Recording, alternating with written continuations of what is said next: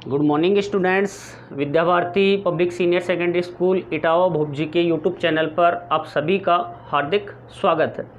Dear students, हम बात कर रहे थे पादप कार्य की, प्लांट फिजियोलॉजी की, और इसी में हमने बात की है वाष्पोत्सर्जन की।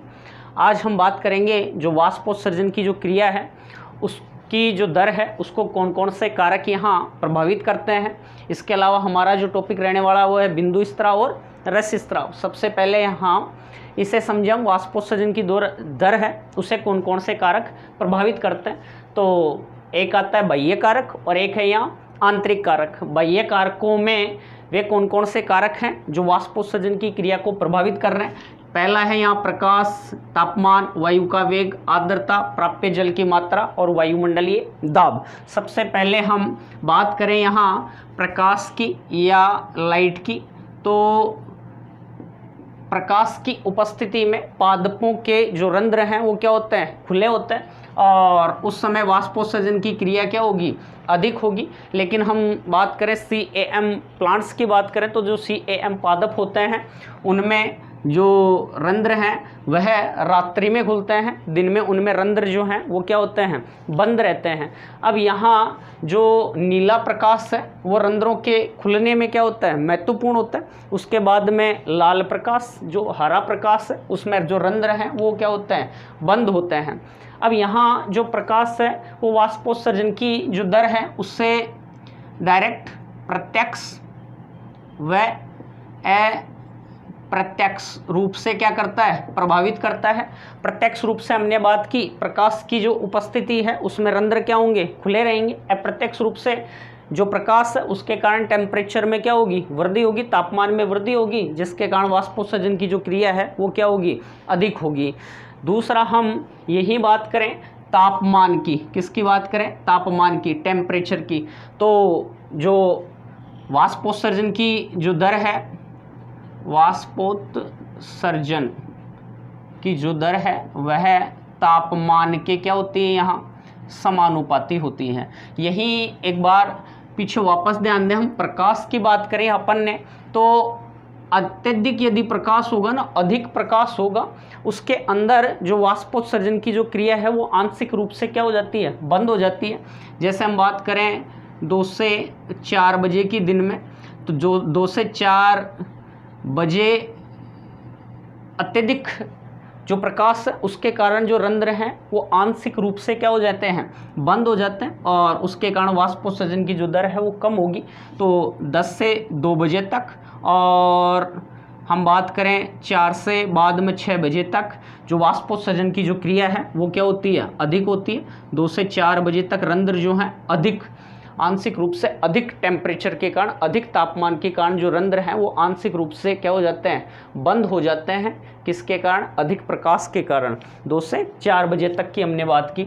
नेक्स्ट हमने बात की किसकी, तापमान की। तो वाष्पोत्सर्जन की दर तापमान के क्या होती है, समानुपाती, अर्थात जैसे जैसे तापमान में वृद्धि होगी वैसे वैसे वाष्पोत्सर्जन की जो दर है वो भी क्या होती है, बढ़ती है। जैसे कपड़ों का जो सूखना है वो भी क्या होता है, कपड़ों से जो जल है वो वाष्प बन के क्या हो जाता है, उड़ जाता है टेम्परेचर के कारण। तो अधिक दिन का तापमान यदि अधिक होगा तो जो कपड़े हैं जैसे जल्दी सूख जाते हैं, वैसे ही यदि दिन का तापमान अधिक होगा तो जो पेड़ पौधे हैं उनके जो वायवीय भाग हैं, पत्तियां वगैरह, उनसे जो वाष्पोत्सर्जन की जो क्रिया होगी वो क्या होगी, अधिक होगी। नेक्स्ट हम बात करें वायु के वेग का। तो तेज बहती हुई जो हवा है वो क्या करती है, पत्ती के आसपास जो नम वायु होती है उसे क्या कर देती है, हटा देती है, और यहाँ शुष्क वायु इसके संपर्क में आती है, जिसके कारण वाष्पोत्सर्जन की जो दर है वो भी क्या होगी, अधिक होगी। जैसे कपड़े हम सुखाते हैं, यदि तेज हवा चल रही है तो कपड़े क्या हो जाते हैं, जल्दी सूख जाते हैं, अर्थात वहाँ वाष्पोत्सर्जन की जो दर है वो क्या हो जाती है, बढ़ जाती है।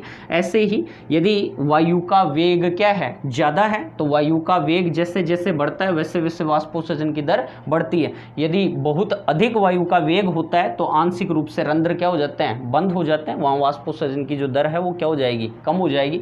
नेक्स्ट हम बात करें आर्द्रता की। आर्द्रता क्या है या नमी क्या है? वायुमंडल में उपस्थित जो जलवाष्प की मात्रा होती है, उस जलवाष्प की मात्रा को ही हमने क्या कहा था? आर्द्रता या क्या कहते हैं? नमी कहते हैं। तो जो आर्द्रता है वातावरण में पहले से यदि नमी ज़्यादा है, वातावरण में यदि पहले से नमी क्या है? ज़्यादा है, तो यहाँ हम बात कर रहे हैं वाष्पोत्सर्जन की दर की बात कर रहे हैं। और वाष्पोत्सर्जन की दर को हम यहाँ देखें तो यहाँ जो आर्द्रता है उसकी हम बात करें तो वाष्पोत्सर्जन की जो दर है आर्द्रता के व्युत्क्रमानुपाती होती है।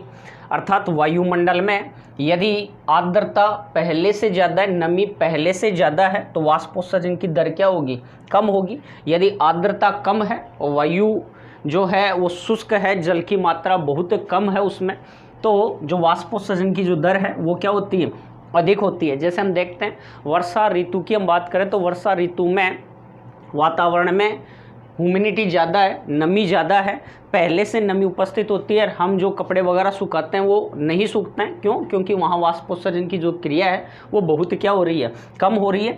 तो यदि आर्द्रता अधिक है तो वाष्पोत्सर्जन की दर कम है, आर्द्रता कम है तो वाष्पोत्सर्जन की दर क्या होगी? यहाँ अधिक होगी। नेक्स्ट हम देखें प्राप्य जल की मात्रा। जो पादप थे वो केशिकीय जो जल है उसको क्या करते हैं? अवशोषित करते हैं। यदि मृदा में प्राप्य जल की मात्रा अधिक है तो वाष्पोत्सर्जन की जो दर है वो भी क्या होगी? अधिक होगी। लेकिन प्राप्य जल की मात्रा कम है और वाष्पोत्सर्जन अधिक हो रहा है तो वाष्पोत्सर्जन की दर वहाँ क्या हो जाएगी? कम हो जाएगी या घट जाएगी। जैसे जैसे वाष्पोत्सर्जन की दर बढ़ती है, जैसे जैसे यहाँ हम कहें कि वाष्पोत्सर्जन की दर अधिक है और मृदा में प्राप्य जल की मात्रा क्या है?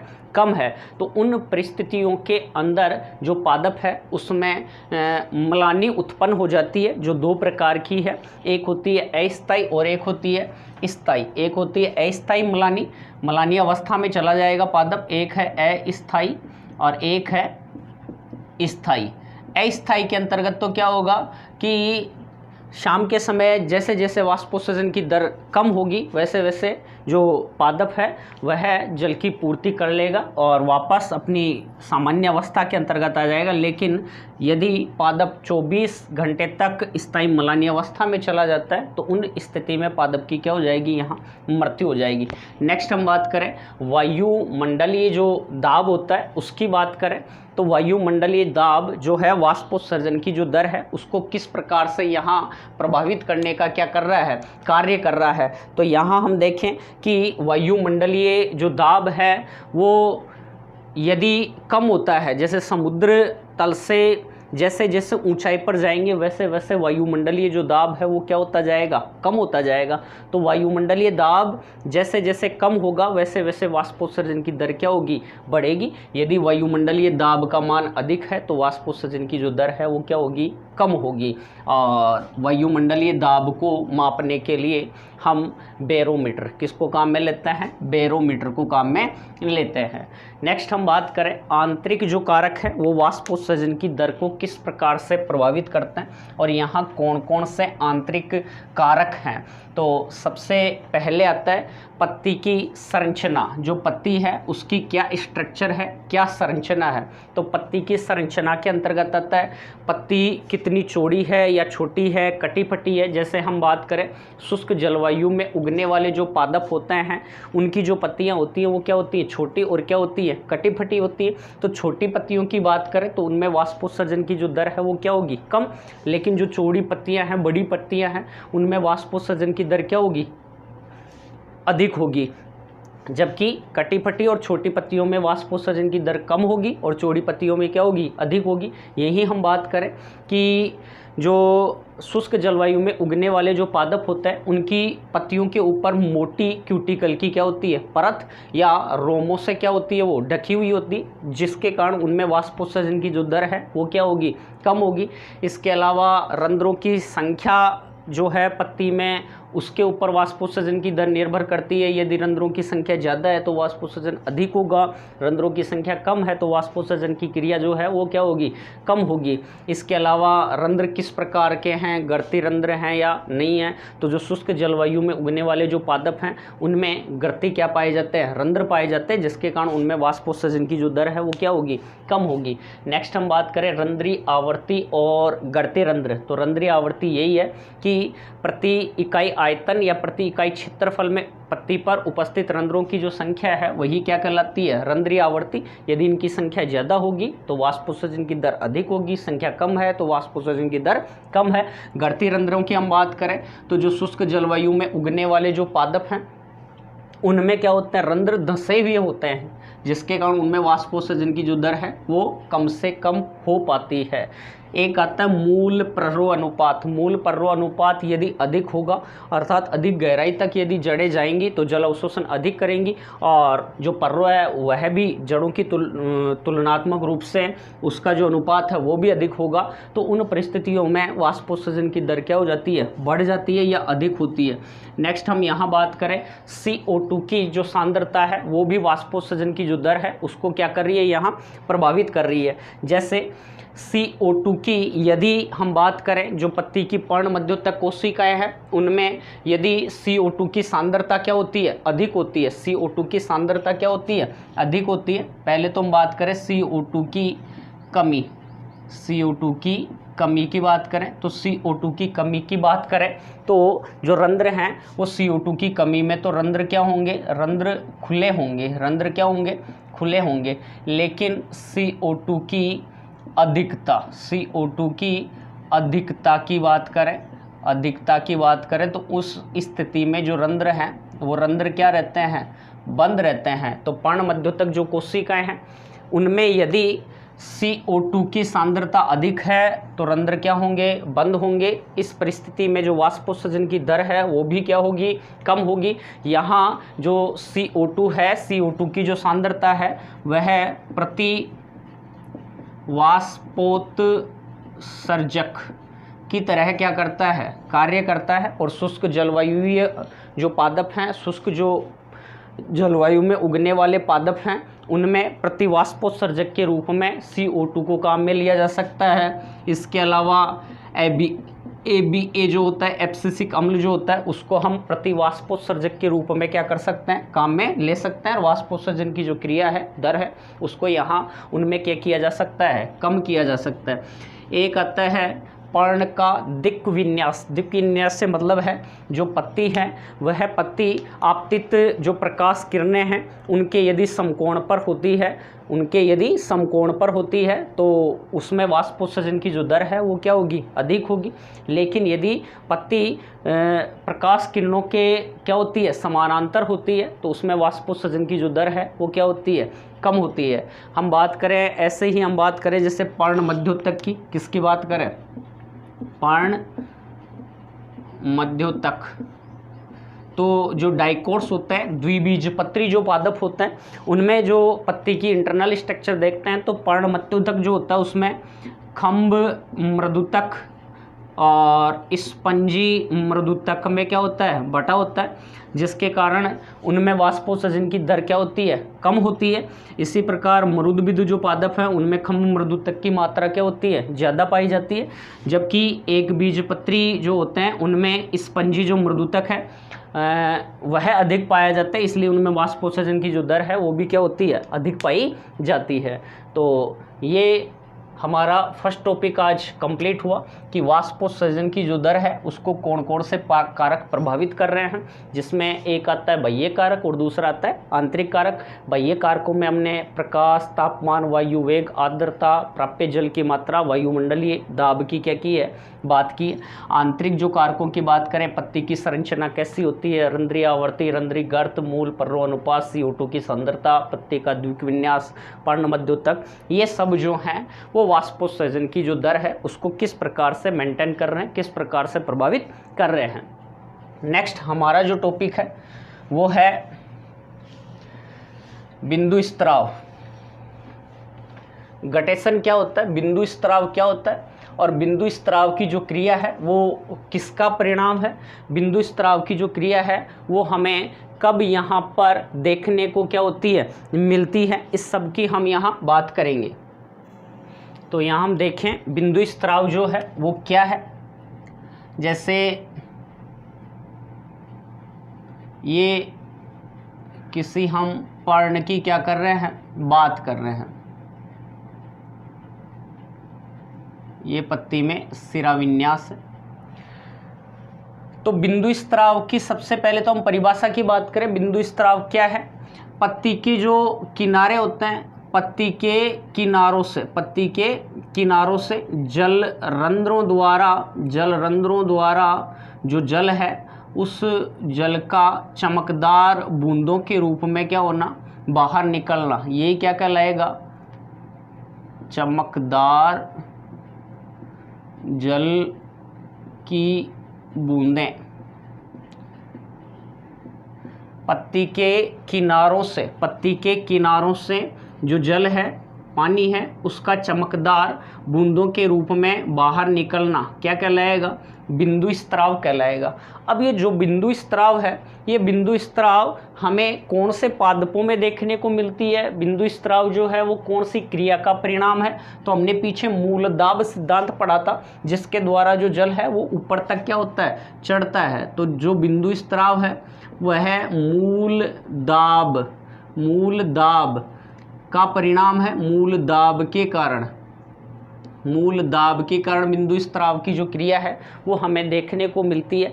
इस बिंदु स्त्राव के बारे में सबसे पहले बताया था 1898 में बर्गर स्टेन ने, और इन्होंने लगभग पादपों की हम बात करें तो 345 या इससे भी अधिक जो पादप जातियां हैं उनमें बिंदु स्त्राव की क्रिया का क्या किया, अध्ययन किया। वर्तमान समय तक लगभग 400 पादप जो जातियां हैं उनमें बिंदु स्त्राव क्रिया को क्या किया जा चुका है, अध्ययन किया जा चुका है। बिंदु स्त्राव की जो क्रिया है वो मूलदाब के कारण होती है, और जब वाष्पोत्सर्जन की क्रिया बहुत कम होती है, अर्थात हम कहें एक तो रात्रि में और एक हम बात करें सुबह रात्रि में और सुबह हमें बिंदु स्त्राव की जो क्रिया है वो हमें क्या करने को मिलती है, देखने को मिलती है। क्योंकि यहाँ वाष्पोत्सर्जन की क्रिया उस समय क्या होती है, बहुत कम पाई जाती है या वाष्पोत्सर्जन की क्रिया नहीं होती है। तो इस कारण जो मूल दाब के कारण जो जल ऊपर चढ़ता है वह जल क्या करता है, पत्ती के किनारों से छोटी छोटी चमकदार जल की बूंदों के रूप में क्या होता है, बाहर निकलता है, और उसी को हम क्या कहते हैं, बिंदु स्त्राव कहते हैं। जैसे घासीय जो पादप होते हैं उनकी पत्तियों के किनारों पर हम बिंदु स्त्राव की जो घटना है उसे सुबह सुबह हम क्या कर सकते हैं, देख सकते हैं। जैसे हम बात करें सरसों की समोदबिद जो पादप होते हैं उनमें बिंदु स्त्राव की क्रिया देखने को मिलती है। सरसों है, टमाटर है, लौकी है, ककड़ी है, इसके अलावा अन्य घासीय जो पादप हैं उनमें हमें बिंदु स्त्राव की जो क्रिया है वो देखने को क्या होती है, मिलती है। अब बिंदु स्त्राव की जो क्रिया है वो किस प्रकार से संपन्न होती है, ध्यान दो। ये जैसे हम बात करें, ये पत्ती है, ये पर्ण की क्या है, मध्य सिरा। पर्ण की क्या है, ये है मध्य सिरा, और मध्य सिरा से यहाँ ये क्या निकली हुई हैं, सिराएं। क्या निकली हुई हैं, सिराएं। और यहाँ किनारों पर यहाँ उपस्थित होते हैं जलरंध्र। क्या उपस्थित होते हैं, जल रंध्र पाए जाते हैं। और जो सिराएं होती हैं उनके जो अंतिम सिरे हैं वहाँ मर्दूतक की कुछ ढीली क्या पाई जाती हैं, कोशिकाएं पाई जाती हैं। यहाँ ये जो मृदुतक की ढीली कोशिकाएं हैं जो जलरंध्रों के इर्द गिर्द उपस्थित हैं, इन्हें कहते हैं एपिथम कोशिकाएं। क्या कह रहे हैं, एपिथम कोशिकाएं। एपिथम सेल्स कह रहे हैं इनको। होता क्या है, मूल दाब के परिणाम के कारण क्या होगा, जो जल है वह जाइलम से होता हुआ कहाँ आएगा, मध्य सिरा में। मध्य सिरा से कहाँ आएगा, सिराओं में। सिराओं से जो जल है वो किन में, एपिथम कोशिकाओं में क्या हो जाता है, एकत्रित हो जाता है। और एपिथम कोशिकाओं का जो संबंध है वो किनसे है, जल रंध्रों से। और एपिथम कोशिकाओं से जो जल है, जल रंध्रों की सहायता से छोटी छोटी चमकदार बूंदों के रूप में क्या होता है, बाहर निकलता है। इसी को हम क्या कह रहे हैं, बिंदु स्त्राव या क्या कह रहे हैं, गटेशन कह रहे हैं। और यहाँ हम देखें बिंदु स्त्राव की जो क्रिया है उसमें कभी भी शुद्ध जल नहीं निकलता। बिंदु स्त्राव की क्रिया में शुद्ध जल नहीं निकलता है। क्यों? क्योंकि यहाँ जो बिंदु स्त्राव की क्रिया है, बिंदु स्त्राव की जो क्रिया है उसमें जो जल निकल रहा है उसमें जो कार्बनिक और कार्बनिक व अकार्बनिक जो खनिज तत्व हैं वो क्या होते हैं, मिले हुए होते हैं। कार्बनिक और अकार्बनिक खनिज तत्व मिले होते हैं। इसी के कारण जो चमकदार जो बूंदें हैं उसके रूप में ये हमें क्या होता है, नज़र आता है। तो कभी कभी यहाँ से भी प्रश्न पूछ लिया जाता है कि बिंदु स्त्राव की क्रिया में निकलने वाला जो जल है वो शुद्ध है या नहीं है। शुद्ध जल नहीं है क्योंकि इसमें कार्बनिक और अकार्बनिक जो खनिज तत्व हैं वो क्या होते हैं, घुले हुए होते हैं। और इसके कारण जो जल है, जल की बूंदें हैं वो हमें कैसी नज़र आती हैं, चमकदार नज़र आती हैं। अब ये जो बिंदु स्त्राव है इसकी कुछ लाभ भी हैं तो कुछ क्या होती है, हानियाँ भी होती हैं। तो जैसे लाभ की तो हम बात करें तो जो अतिरिक्त जो जल है वो क्या हो जाता है, हट जाता है। इसके अलावा यहाँ इस जल में निकलने वाला जो जल है बिंदु स्त्राव क्रिया में उसमें कुछ खनिज पदार्थ मिले हुए हैं जिसके कारण जो पर्ण है पत्तियों पर ये फैलने से जो हम बात करें कुछ विशिष्ट प्रकार के जो सूक्ष्म जीव वगैरह उनसे जो पर्ण है पत्ती की क्या करते हैं, ये सुरक्षा करने में क्या होते हैं, सहायक होते हैं। यहाँ कुछ हानियाँ भी हैं। यदि अधिक खनिज लवण यहाँ जमा हो जाएंगे, अधिक बिंदु स्त्राव की क्रिया होगी तो जो पत्तियाँ हैं वो क्या हो जाती हैं, पीली पड़ जाती हैं। तो ये अपना गटेशन जो है वो कंप्लीट हुआ।